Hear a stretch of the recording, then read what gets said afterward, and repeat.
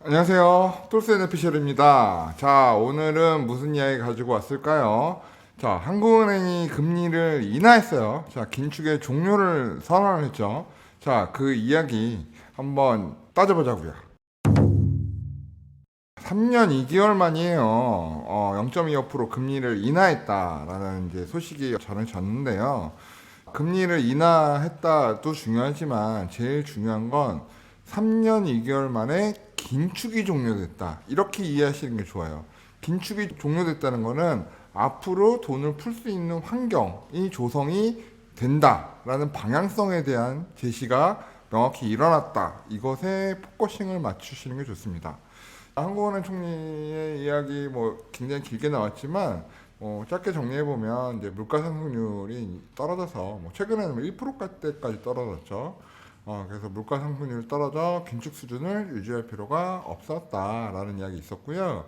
그리고 기준금리를 추가 인하할 여력도 있다라는 이야기를 했습니다. 그래서 경기가 확 살아나지를 못하고 물가 수준이 지속적으로 이 정도 수준을 유지해 준다면 이제 금리를 추가 인하할 여력은 있다라는 이야기까지 전했습니다. 자, 똘스 생각으로는 한 2%? 지금 이제 긴축의 종료가 시작이 됐기 때문에 2%까지는 금리를 내릴 수 있는 여력이 있다고 보고 있어요. 네, 물가가 지금 1%대 후반, 뭐 다음 달에 한 2% 정도 나올 걸로 예상을 하는데, 뭐 경제 성장률도 2% 정도 전후 정도고 물가도 그 정도 전후라고 한다면 한 2%까지는 내려도 충분한 여력이 있지 않나 생각이 듭니다. 물론 내리는 시간 자체는 환율을 보면서 결정을 하겠지만 한 1년 반 정도의 시간을 텀을 가지고 한 2%까지 내리지 않을까 예상을 해보고 있습니다. 자, 당일 자산 시장의 반응은 어땠을까요? 뭐 코스닥 코스피 요즘 뭐 굉장히 어렵죠. 뭐 말들도 많은데 어찌됐든 자산 시장에서는 당일날은 딱히 큰 반응은 나오지는 않았어요. 예. 이유는 이제 금리 인하라는 부분이 시기적으로 우리나라가 지금 전 세계적으로 봤을 때 좀 굉장히 느리게 시작한 편에 속하거든요. 그래서 이번에 금리를 내리지 않으면 미친 짓이다라고 제가 저번 영상에서도 한번 말씀드렸고, 이번에 안 내리면 진짜 이거는 사이코다라는 이야기도 굉장히 주변에 많았단 말이죠. 저를 포함해서. 그래서 당연히 내릴 줄 알고 있었기 때문에 아마 딱히 큰 반응은 없었던 것 같고요. 이 0.25를 내린다고 해서 경기가 확 살아나거나 그럴 건 아니기 때문에 그냥 긴축을 종료했다 정도로만 받아들이시면 될 것 같습니다. 하지만 당장에 벌어질 일이 있어요. 당장에 벌어질 일이 뭐냐면 예적금 금리는 바로 반응을 합니다. 그래서 아마 예적금 금리는 기준금리 인하했기 때문에 갑자기 딱 한 스텝 레벨 0.25 혹은 0.5 레벨이 확 떨어질 거예요. 왜냐면 이제는 예적금 금리를 높게 주면 다음에 또 금리 내릴 거잖아요. 그럼 이제 은행이 좀 손해 보는 구조가 되기 때문에 예적금 금리는 이제부터 더 빠르게 내릴 거예요. 더 빠르게 내릴 거고 대출 금리 자체는 뭐 정부에서 조금 가이드라인이나 은행을 좀 잡고 흔든 부분이 있어서 지금 높은 가산금리가 지금 붙어 있는 상태라서 빠르게 내려오기는 어려울 거예요. 하지만 내년이 되면 내년에 이제 새로 지급 준비율 각 지점마다 이제 지급 준비율이 새로 설정이 되잖아요. 그래서 대출 금액 이 정도 올해는 해야 한다라는 게 딱 떨어지기 때문에 아마 내년 초부터는 금리, 시중금리, 대출금리도 빠르게 내려올 거예요. 그래서 그런 거 예상하시면 예적금 금리는 바로 내리고 대출 금리는 내년부터 좀 빠르게 내릴 수 있겠구나 이렇게 생각하시면 좋을 것 같습니다. 자, 그럼 긴축 종료의 시대. 지금까지 물가, 뭐 미국 CPI, 뭐 한국 CPI 뭐 이런 거에 사람들이 굉장히 관심이 많았잖아요. 이제는 물가는 더 이상 보실 필요가 없어요. 예. 지금부터 만약에 물가가 조금 오르는 것은 경기가 좋아서 오르는 게 아니라 뭐 유가가 틀어져서 올랐다던가 아니면 농수산물이 좀 틀어져서 올랐다던가 뭐 이런 기후 문제 혹은 전쟁 이슈 뭐 이런 부분이기 때문에 경기가 좋아져서 물가가 오르거나 소비가 좋아서 물가가 오르는 게 아니기 때문에 이제 물가가 조금 상방으로 간다고 해서 금리를 올리거나 이런 일은 없을 거예요. 예, 오히려 그건 경기에 도움이 되는 부분이 아니기 때문에 그리고 물가 자체는 이제 소비시장 침체라는 부분은 전 세계가 겪기 시작한 문제이기 때문에 아마 중물가, 이제 저물가는 좀 보기 어려울 것 같고 중물가 1.5에서 2.5, 그 사이 그래서 평균 물가 2% 정도에서 전 세계가 이제 타겟팅을 그렇게 잡고 움직이게 될 것 같고요. 그래서 옛날처럼 막 물가와 1%의 시대에는 좀 보기는 어려울 것 같아요. 그래서 1% 언더로 내려서 막 물가가 0.5 이러면 그건 침체죠. 그래서 중물가의 시대라고 보시면 될 것 같고, 이미 높아진 물가에서 2%, 2.2%의 물가 상승은 또 서민들에게 굉장히 어렵습니다. 그래서 중물가의 시대라고 보시면 될 것 같고, 그에 따라서 경기의 흐름이 지금 좀 안 좋다는 이야기들이 굉장히 많잖아요. 그래서 경기의 흐름 자체가 살아나지를 못하고 현 상태가 유지된다면 금리는 계속 내릴 거예요. 계속 내릴 거고, 이제 침체가 온다고 하면 더 빠르게 내리겠죠. 그죠? 그래서 금리가 빠르게 내리는 건 좋은 게 아니다. 그래서 천천히 이번에 한번 내렸고 다음에 한번 좀 쉬었다가 그 다음에 한번 내리고, 이런 식의 어떤 차분차분 내려오는 금리를 보시는 게 오히려 자산을 배분하고 투자하시기에는 좋은 환경이다. 그래서 금리 빨리 내려라 이거보다는 금리가 한번 내렸네, 뭐 다음에 내려도 이 정도 내렸으면 좋겠다.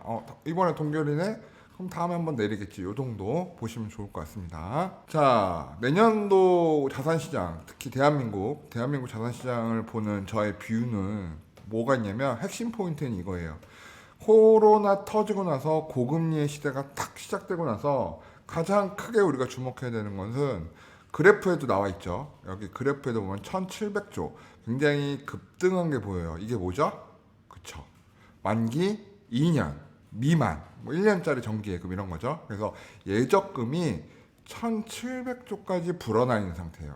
그러니까 돈이 이제 위기다 뭐 이런 이슈가 있다 보니까 안전한 데로 좀 돈을 보관하는 사람들의 심리가 크다 보니까 한국에서는 예적금을 굉장히 많이 들었다는 거예요. 그래서 그 돈이 1700조까지 올라와 있는 상태예요. 이게 원래 저금리일 때 뭐 예적금 금리가 막 1% 요럴 때 얼마였냐면 한 800조? 900조 정도 됐어요. 근데 지금 1700조잖아요. 그래서 어바웃하게 1000조 가까이, 뭐 8, 900조 가까이 지금 이 정기 예금이 불어나 있는 상태예요. 근데 이 예금들이 내년에 한 5월, 6월 전후로 해서 굉장히 만기가 많이 돌아온단 말이에요. 그러면 이 몇백 조가 돼서 돌아오는 예금을, 물론 저금리지만 뭐 이제 예적금 금리 뭐 2%밖에 안 주겠지만 2%대라도 나는 그냥 예적금을 들겠어 하시는 분들이 있겠죠. 다음에 또 가입하신 분들 있을 거예요. 근데 지금 뭐 4%에 가입하신 분들이 갑자기 2% 준다. 많은 분들이 이 예적금을 이탈한다고 봅니다, 저는. 그래서 시장에 풀릴 유동성이 최소 500조 이상이라고 저는 생각을 하거든요. 그래서 아마 예적금 잔고가 빠르게 내려오면서 한 1200조 정도에서 스플릿 되지 않을까. 한 1, 2년 사이에 한 1200조, 1000조까지는 내려오지 않을까 생각을 하고요. 그거에 해당하는 이제 500조 정도에서 플러스 마이너스 되는 돈들이 시장으로 흘러 들어온다. 그러면 그 돈이 어디로 갈 것이냐. 그게 포인트예요. 그 몇백 조가 어디로 갈 것이냐. 정기예금. 아무래도 정기예금이란 돈의 특징상 안전자산이잖아요. 그렇기 때문에 그 돈이 주식시장으로 흘러들어가기는 좀 어려울 것 같아요. 그렇게 리스크 테이킹 하시는 분들이라면 아마 정기예금이 아니라 다른 선택을 했겠죠. 근데 이제 정기예금으로 간 돈이기 때문에 이 돈은 주식시장으로 가기는 어렵다고 보고요. 아무래도 부동산 시장으로 흘러 들어올 가능성이 크다라고 전 보고 있어요. 특히 집에 대한 수요가 좀 더 내년 5월달 전후에서 늘어날 걸로 예상이 되고, 두 번째 봐야 되는 것들은 이제 정기예금 같은 경우 이자 소득에 포커싱이 맞춰진 투자 자금들이잖아요. 그래서 이자 소득을 대체할 수 있는 게 뭐가 있을까요? 그렇죠. 수익형 부동산, 상가.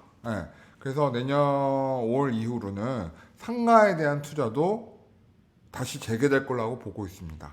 지금까지 상가가 좀 어려웠던 거는 정기예금 이자가 너무 세니까 뭐 4%씩 주고 막 5%씩 주니까 상가를 살 이유가 없는 거죠. 근데 이제 정기예금 이익률이 2%대까지 내려오게 되면은 이건 뭐 세금 내고 뭐하고 종소세 내고 뭐하고 이건 뭐 남는 것도 없어. 정기예금 들릴 게 아니야 2%는. 그러다 보면 4%대, 5%대 입지가 좋은 상가들은 매매가 되기 시작하는 해가 아마 내년 5월 그리고 내년 하반기에는 그게 더 커질 걸로 보고 있어요. 어떤 트렌드가 잡히게 되면서. 그래서 그 점 염두에 두시고 투자의 아이디어 착안하시는 것도 좋을 것 같습니다. 자, 금리 인하와 더불어서 이제 경기 침체 예상하시는 분들도 되게 많아요. 뭐 이대로 놓으면 뭐 대한민국 어떻게 된다, 뭐 하반기 어떻다, 내년에 경기가 어려울 거다, 뭐 침체가 어떻다, 뭐 말들이 많죠. 예. 근데 이제 제가 볼 때 침체라는 것은 딱 이렇게 와요. 대가리 딱 뒤통수 딱 치는 그 느낌으로 오거든요. 침체는 위기와 동반해서 오는데 그 위기는 누구도 예상하지 못해요. 예를 들어서 우리나라 IMF 금융위기 뭐 예상하셨어요? 그죠? 리만 브라더스 서브프라임 모기지론 사태 예상하셨어요? 그죠? 글로벌 PB들도 예상 못한 그런 세계 금융위기가 왔었고 코로나19 예상하셨어요? 네. 이렇듯이 이런 침체를 불러오는 위기들은 뒤통수 딱 때리듯이 옵니다. 그죠? 네. 그런데 지금 사람들이 위기가 온다 하는데 아니 그걸 어떻게 맞춰? 그래서 지금 그래도 시나리오를 쓰고 있는 것들이 뭐 전쟁에 대한 이슈, 그리고 뭐 남북 대치에 대한 이슈, 그다음 대만 중국 분쟁, 뭐 TSMC를 필두로 한 이제 분쟁이죠. 예. 이런 분쟁들에 대한 이슈들을 가지고서 혹시 내년에 뭐 이런 이야기들을 하거든요. 예. 근데 이렇게 예상할 수 있고 이러지 않을까 하는 것들은 사실 벌어지지 않아요. 위기는 예상 못한 데서 온단 말이에요. 그래서 이런 것들 너무 우려하고 투자를 주저하고 이럴 게 아니라 이건 이미 다 알려진 이슈야. 그렇기 때문에 벌어지긴 쉽지 않을 거야. 자, 그렇다면 경기 회복, 긴축의 종료에 배팅을 하고 지금은 투자를 할 때야 라는 판단을 하시는 게 오히려 현명한 방법이고 그게 부자가 되는 지름길이고 철학이라고 생각합니다. 저는 그렇게 생각하고 여러분들도 고민을 해보세요. 과연 이 일들이 벌어질 거냐? 저는 안 벌어질 거라고 보고요. 이거가 벌어질까봐 겁이 나시는 분들은 사실 부자 되긴 어렵다고 보죠. 자, 세계 주요국들은 긴축을 종료하고 부양책을 쓰고 있다. 자, 이건 무슨 얘기죠? 제가 또 전쟁에 대한 이슈 이런 위기가 벌어지지 않을 거라고 생각하는 이유가 바로 중국에 있어요. 예. 중국은 인구가 15억이기 때문에 사실 뭐 수출입 안 해도 상관없어요. 내수 시장이 워낙 크기 때문에. 근데 최근 들어 중국이 경기 부양 정책을 굉장히 세게 쓰고 있죠. 뭐 일부 항목에서는 조금 실망스럽다.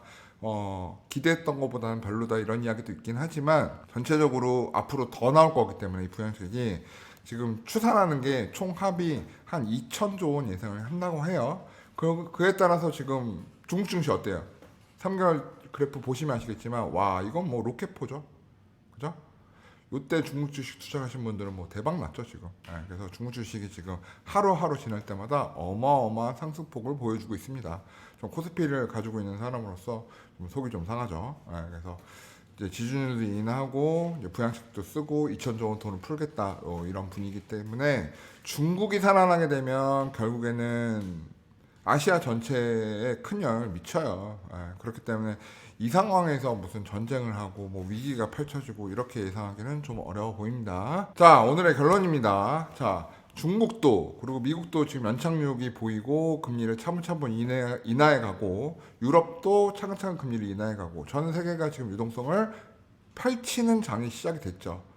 물론 확 긴급하게 내리는 게 아니기 때문에 시간은 좀 걸리겠지만 차분차분 유동성이 풀린다고 보고 있어요. 그래서 이런 유동성들이 어디로 갈지 접근을 잘 하셔야 되고 특히 대한민국 같은 경우 내년에 예적금 몇백 조가 풀릴 건데 그 몇백 조가 또 어디로 갈지 또 예상을 해야 되고 그리고 금리는 차분히 내려오게 되면 이자에 대한 부담률이 낮아진다면 사람들은 어떠한 행동 패턴을 가지게 될 것인가. 그리고 내년 5월이 지났는데도 위기가 오지 않으면 내년 5월에 또 이럴 거예요. 위기가 온다, 뭐 경기가 안 좋다, 침체가 일어난다, 자영업자 폐업의 시대다, 또 그럴 거예요? 언제까지?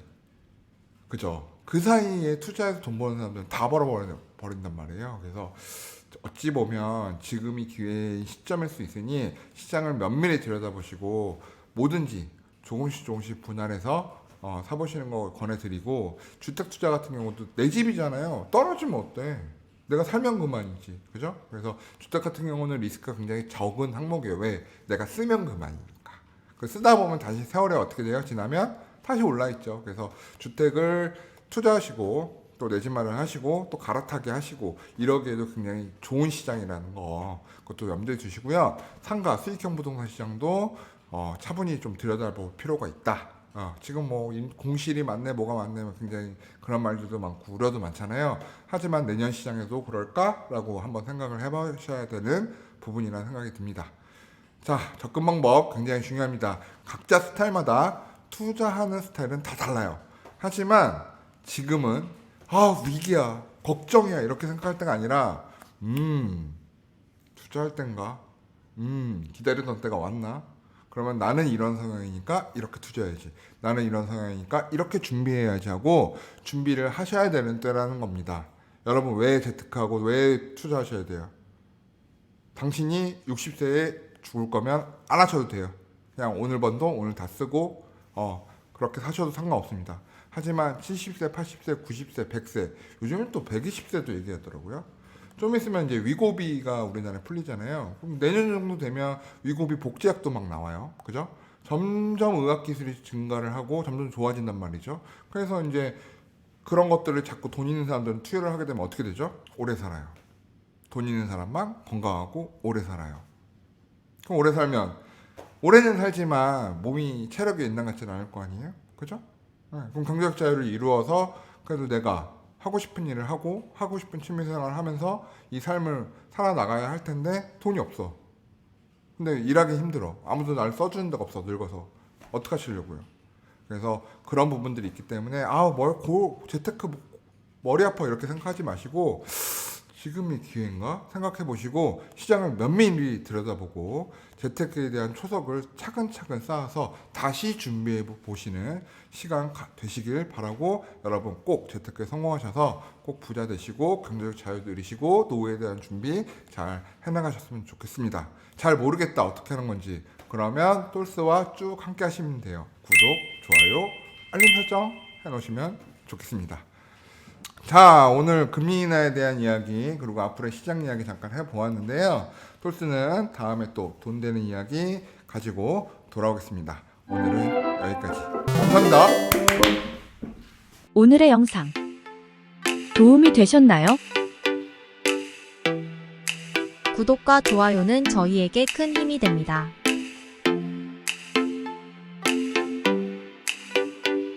오래오래 우리 함께해요.